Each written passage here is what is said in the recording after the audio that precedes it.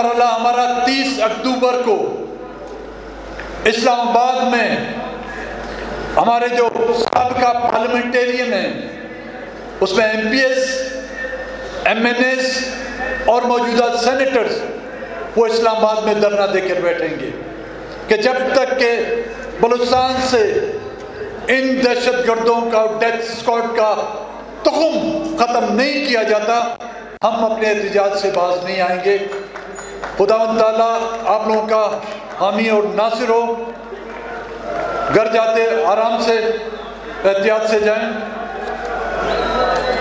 नौशकी और कोयटा में भी लोगों के खिलाफ FIR काटी गई है। काटो भाई, जितनी FIR काटनी है काटो।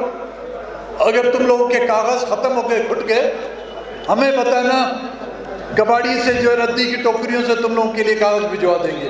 बड़ी मेहरबानी। बलूचिस्तान जिंदाबाद।